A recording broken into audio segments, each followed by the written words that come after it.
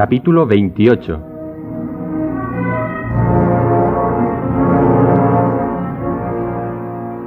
En casa del procurador del rey, Monsieur Noirtier había prometido evitar que se firmase el contrato de matrimonio entre Valentina de Villefort y el barón Franz de Epinay. Para ello, había hecho leer al joven Franz un extracto de los procesos verbales de una reunión de un club bonapartista, habida lugar el mismo día en que había sido asesinado, según se dijo, el general Quesne, padre de Franz. Hasta este momento, Franz había leído cómo su padre fue invitado al club por una confusión en la que se le creyó bonapartista, cómo había sido conducido con los ojos vendados. En medio de la asamblea, el general Quesne hizo profesión de fidelidad al rey. Entonces se le exigió un juramento por su honor de no revelar a nadie lo que había visto y oído esa noche. Quesne se había negado. Su alternativa era la muerte. Tengo un hijo. Debo pensar en él al hallarme entre asesinos. Un hombre solo tiene derecho a insultar a 50. Ese es el privilegio de la debilidad. Pero hacéis mal. Creedme, será mejor para todos y para vos más que para nadie que hagáis ese juramento en vez de insultarnos. El general, dominado por aquella superioridad del jefe de la asamblea, vaciló un momento. Por fin, adelantándose hacia la mesa de la presidencia, preguntó: ¿Cuál es la fórmula? Esta. Juro por mi honor no revelar nunca a nadie en el mundo lo que he visto y oído el 5 de febrero de 1815 entre 9 y 10 de la noche. Y declaro merecer la muerte si violo mi juramento. El general pareció sufrir una especie de temblor nervioso que le impidió responder durante algunos segundos. Al fin pronunció el juramento exigido, aunque con voz tan baja que muchos de los asistentes no pudieron oírle. Después, el presidente designó 3 miembros de la asamblea para que le acompañasen y subió al carruaje con el general después de haberle vendado los ojos.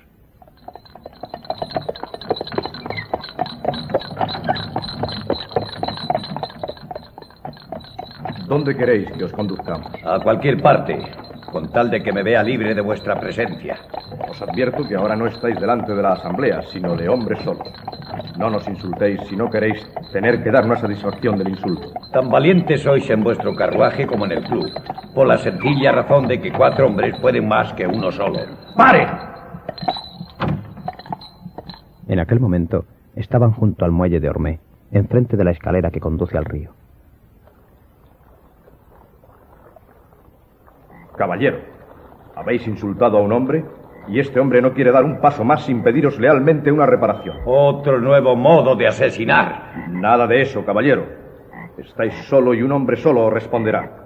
Tenéis una espada en vuestro costado y yo tengo una en este bastón. Uno de estos señores será vuestro testigo. Y no digáis que no queréis combatir, porque os tomaré por un cobarde que ha estado aprovechándose de su debilidad para insultarnos impunemente. Quitaos la venda. Franz interrumpió de nuevo la lectura de aquel documento. Un sudor frío corría por su frente. Era terrible ver al hijo pálido, temblando, leer en voz alta los detalles, ignorados hasta entonces, de la muerte de su padre. El viejo paralítico y mudo Noirtier miraba a Villefort con orgullo y desprecio. Franz continuó: Era, como hemos dicho, el 5 de febrero. Hacía 3 días que venía helando 5 o 6 grados bajo cero. La escalera estaba completamente cubierta de hielo. El general era grueso y alto, y el presidente le cedió el lado del pasamanos.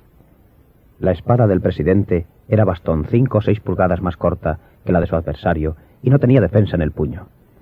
El general propuso que se tiraran a suerte las 2 espadas, pero el presidente se negó. Pusieron en el suelo la linterna del carruaje, se colocaron uno frente a otro, y el combate comenzó. El general Epinay pasaba por ser una de las mejores espadas del ejército, pero se vio tan fuertemente atacado desde los primeros golpes que retrocedió y cayó. Los testigos le creyeron muerto, pero su adversario, que sabía que no le había tocado, le ofreció la mano para ayudarle a levantarse. Esta circunstancia, en lugar de calmarle, irritó al general, que pasó a atacar con una furia terrible. Pero su adversario no dio siquiera un paso atrás. Un quite hizo retroceder de nuevo a Quesne. 2 veces volvió a la carga. A la tercera cayó. Me han enviado algún espadachín. ¿Algún maestro de esgrima? El presidente, sin responder, se acercó a la luz y, levantando su manga, mostró su brazo atravesado por 2 heridas. Desabrochando su levita y su chaleco, mostró el pecho cubierto de sangre por una 3ª herida. El general d'Épinay, después de una agonía que duró 1/4 de hora, expiró. Sucumbió, pues, en un duelo leal y no en una emboscada como después pretendió la policía.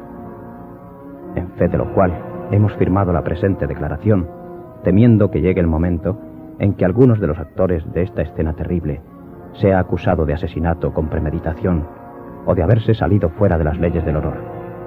Firmado Beaurepaire, Duchamp, Lecharpal.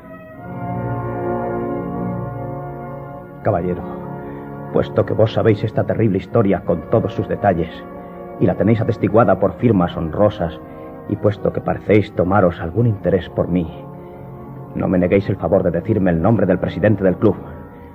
Debo saber el nombre de quien mató a mi padre.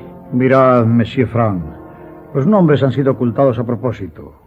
Es seguro que mi padre no conoce a ese presidente, y aunque lo conociera, no podría decírnoslo porque los nombres propios no están en el diccionario y él no puede hablar ni escribir. Pero los ojos de Noirtier estaban clavados en el diccionario. Valentina iba a acercarse a él, pero Villefort la sujetó por un brazo. Fue el mismo Franz quien tomó el libro y fue pronunciando todas las letras del alfabeto. R, S, T, U, V, X, Y. El anciano volvió a firmar, cerrando suavemente los ojos. Franz empezó a recorrer con su dedo las palabras. Al llegar a la palabra yo, los ojos volvieron a cerrarse. Vos.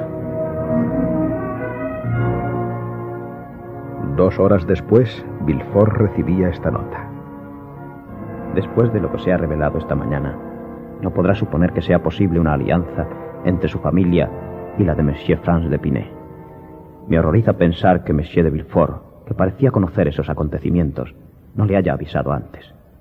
Villefort sintió la humillación hasta lo más profundo. Una carta tan dura de un joven tan respetuoso era casi insoportable para su orgullo. Su voluntad tan firmemente pregonada de casar a Valentina con Franz d'Épinay se había visto vencida por un anciano mudo y paralítico. Valentina, sin embargo, explotaba de alegría. Besó 100 veces a su abuelo, que acababa de salvarla de un matrimonio que ella no quería, y corrió a la reja del jardín para contarle lo sucedido a su enamorado Maximiliano Morel. Quedaron para verse con más tiempo al día siguiente por la noche en el mismo sitio.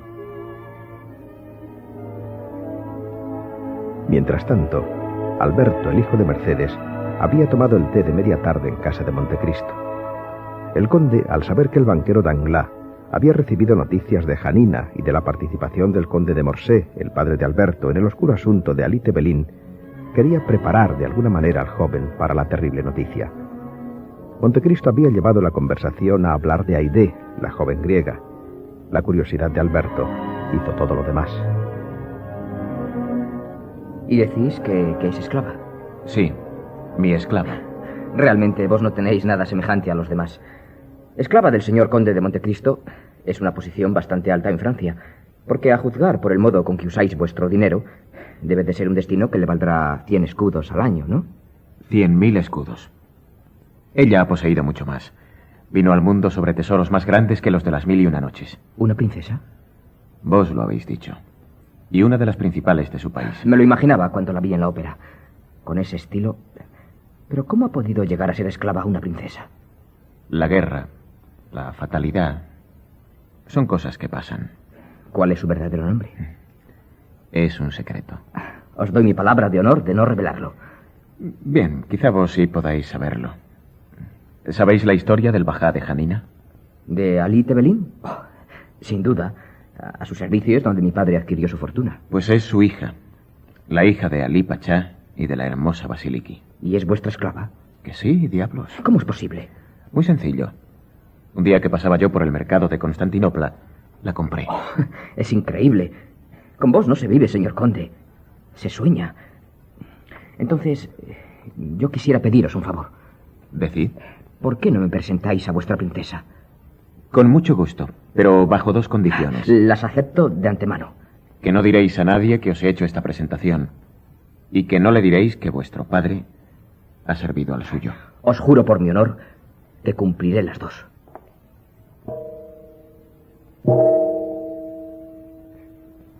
Inmediatamente se presentó Ali, el criado negro. Avisa a Aide que voy a tomar café con ella. Y hazle comprender que pido permiso para presentarle a uno de mis amigos. Una encantadora mujer, rodeada por las más ricas telas, por las joyas más valiosas y por los más suaves perfumes orientales, se ofreció a los asombrados ojos de Alberto. Era casi un adolescente, pero con una profunda mirada en la que parecía reflejarse el sufrimiento y la experiencia de una larga vida.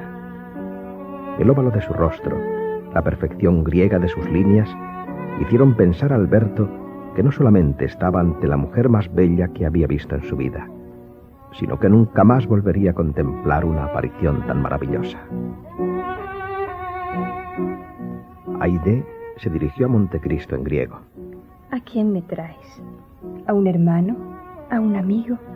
¿A un simple conocido o a un enemigo? El conde le respondió también en un correcto griego. A un amigo, el vizconde Alberto. Es el mismo que saqué de entre las manos de los bandidos en Roma. ¿En qué lengua quieres que le hable? ¿Sabéis el griego moderno? Oh, no, ni el moderno ni el antiguo. Entonces Aide hablará en nuestro idioma. La escucharé muy a gusto. Bienvenido seáis, amigo, que vienes con mi señor y amo. Ali, trae café y las pipas. Montecristo señaló a Alberto 2 almohadones de seda, y los 3 se colocaron alrededor de un magnífico velador incrustado en marfil y cargado de flores naturales.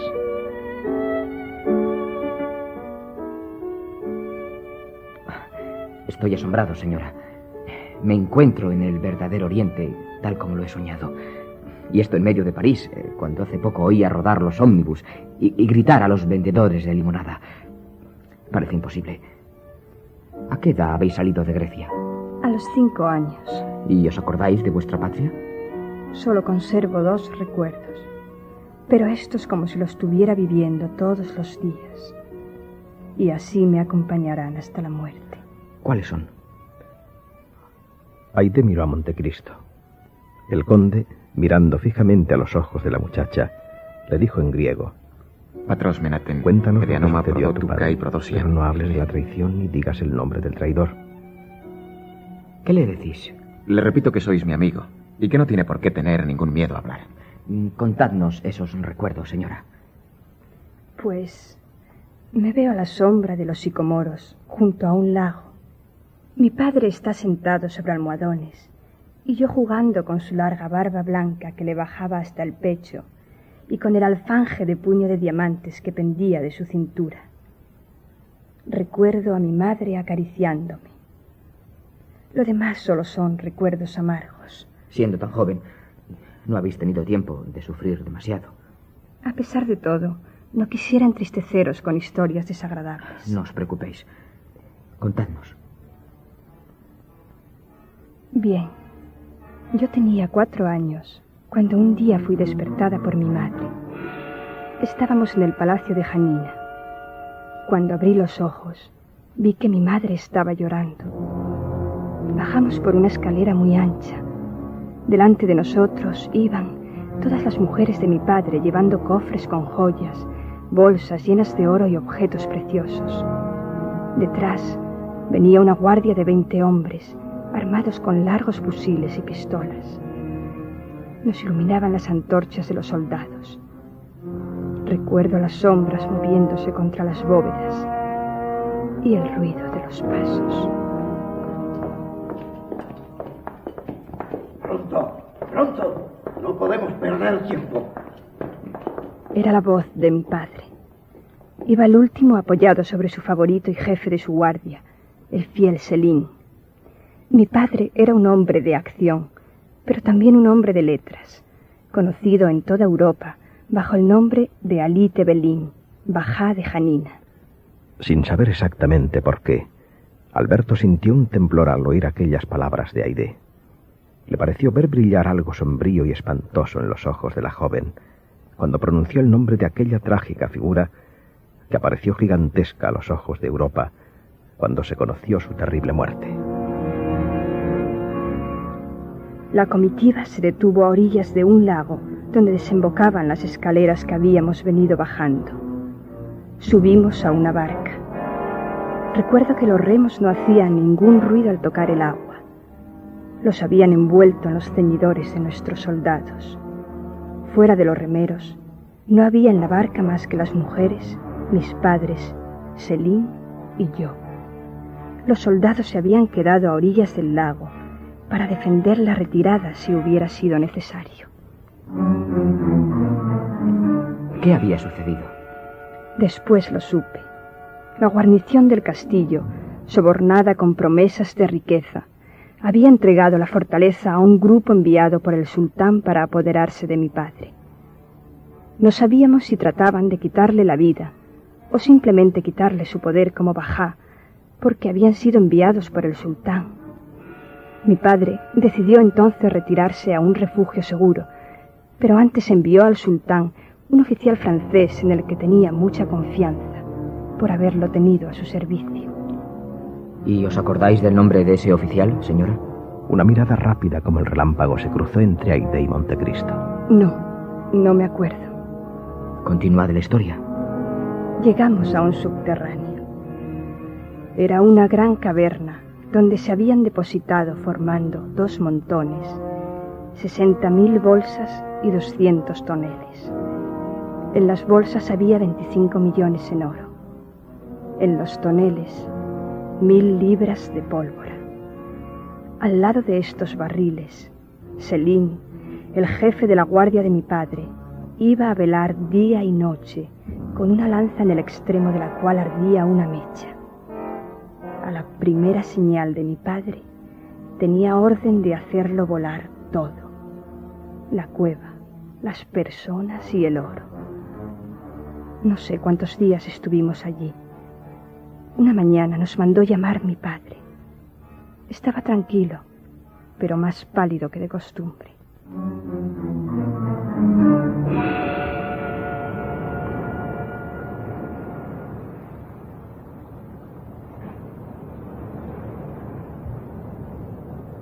Ten paciencia, Basilique. Hoy se acabará todo. Hoy llega el mensaje del sultán. Si me permite continuar en mis tierras, volveremos triunfantes a Janina. Si no es así, huiremos esta noche. ¿Y si no nos dejan huir? Tranquilízate. Céline y su mecha me responden de ello. Puede que les guste verme muerto, pero no si tienen que morir conmigo. Si intentan algo contra nosotros, volaremos por los aires. Y ellos también. Espera. Una barca. 2. 3. Mi padre cogió sus armas y llenó de pólvora las cazoletas. Se va a decidir nuestra suerte. Dentro de un momento conoceremos la respuesta del emperador. Retírate al subterráneo con Haydée. Yo quiero morir aquí con vos. ¿Quién habla de morir? Idos al lado de Céline. Adiós, señor. Mi padre me dio un beso. Su último beso. Aún lo siento aquí, en la frente. Alberto había oído contar, no a su padre, que jamás hablaba de ello, sino a sus conocidos, los últimos momentos del visir de Janina. Había leído los artículos que los periódicos dedicaron a describir su muerte. Pero aquella historia contada por su propia hija le estaba llenando de un terror inexplicable. Haydée, como perdida en sus recuerdos, había quedado un momento en silencio, pensativa, con la mirada perdida en un pasado terrible. Fue Montecristo quien rompió aquella pausa. Continúa, hija mía. Los soldados cargaron sus armas alrededor de mi padre y nosotras descendimos al subterráneo. En aquella terrible oscuridad solo brillaba un resplandor, como una solitaria estrella en el fondo de un negro cielo. Era la mecha de Céline, que repetía como una oración las palabras sagradas. Alá es Dios. Alá es Dios. Mi madre estaba algo más tranquila, porque al bajar había creído reconocer al oficial francés, en el cual mi padre tenía toda su confianza, porque sabía que los soldados del rey francés son por lo general nobles y generosos. Había llegado en las barcas y se debía dirigir a hablar con mi padre. Pasaron algunos minutos.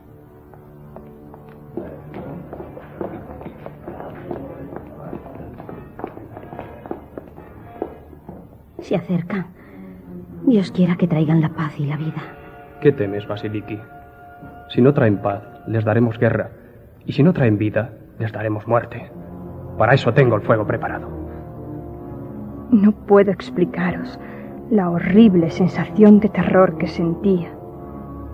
Era muy pequeña y me imaginaba con el cuerpo en llamas, subiendo por el aire, hasta morir. Mi madre me dijo algo que entonces no entendí. Hija mía, Dios quiera que nunca llegues a desear esta muerte que tanto miedo te da ahora. Hay cosas más terribles que la muerte. Selim, ¿cuál es la orden de tu señor? Si me envía su puñal, es que el emperador se niega a perdonarle y prendo fuego. Si me envía su anillo, es que el emperador le ha ofrecido la paz y entonces apago la mecha. Amigo, cuando llegue la orden de tu amo, si te envía el puñal, en lugar de dejarnos morir a las dos en las llamas, te presentaremos el cuello y nos matarás con el mismo puñal de mi esposo antes de encender la pólvora. Así lo haré, Vasiliki. De pronto oímos gritos de alegría. El nombre del francés que había sido enviado a Constantinopla era repetido y vitoreado por nuestros soldados. Era evidente que la respuesta que traía del emperador era favorable. Quien quiera que seas, no des un paso más. ¡Gloria al sultán! Se le ha concedido el perdón al visir Ali y se le devuelve su fortuna y sus bienes. Alá sea loado. Espera, Vasiliki. Sabes que necesito el anillo. ¿En nombre de quién vienes? Vengo en nombre de vuestro señor Ali Tebelín. ¿Sabes lo que debes entregarme? Te traigo su anillo. Míralo. No lo veo. Tendrás que acercarte tú o tendré que acercarme yo. Tíralo aquí. Alá es grande. Es el anillo del visir. Selim tiró la mecha al suelo y la apagó con el pie. El mensajero entonces lanzó un grito de alegría y dio 3 palmadas.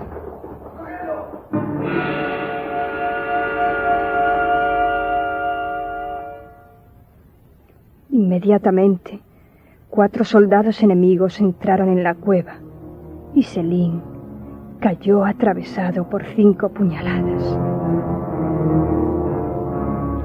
Ni siquiera se fijaron en nosotras, porque se lanzaron sobre el tesoro de mi padre, peleándose entre ellos y gritando como locos. Mi madre me llevó por un corredor hasta una puerta que daba al lugar donde estaba mi padre. Estaba cerrada, pero un espacio entre las tablas nos permitió ver lo que estaba sucediendo. Unos hombres enseñaban a mi padre un papel. ¿Qué queréis ahora? El papel que os hemos enseñado antes era falso. Este es el verdadero. El emperador pide vuestra cabeza. ¡Traidores! ¡Selim! ¡Selim! ¡Guardián del fuego! ¡Haz tu deber! Selim ha muerto. Y tú estás perdido. ¡Muere tú! Mi padre mató a 2 de aquellos hombres con sus pistolas, pero empezaron a entrar soldados del Siraquier Kuchid. Todos cayeron sobre mi padre. Llovía las puñaladas sobre él, que se defendía rugiendo y gritando, hasta que 2 disparos en la cabeza acabaron con su vida. Cálmate, hija mía. Es una historia espantosa. Siento haber sido tan indiscreto. No os preocupéis, caballero. Habéis querido conocer mis recuerdos y os los contaré hasta el final. Mi madre había caído desmayada. un soldado nos recogió y nos llevó a presencia del ser Arquier Curchid, el enemigo de mi padre. Allí mi madre volvió en sí. Matadme, pero respetar el honor de la viuda de Ali. No es a mí a quien te tienes que dirigir, sino a tu nuevo amo. Ahí está. Levantamos la vista. Era el oficial francés en que tanto confió mi padre. ¿Y fuisteis esclavas de aquel hombre? No, no se atrevió a quedarse con nosotras. Nos vendió a unos mercaderes que iban a Constantinopla. Mi madre murió poco después. Y a mí me compró mi señor, mi nuevo padre, el hombre a cuyo lado he vuelto a ser feliz. Vos, mi señor. Alberto estaba absorto. Apenas podía creer nada de lo que le estaba sucediendo aquella tarde. Acabad vuestra taza de café, Alberto. La historia ha terminado.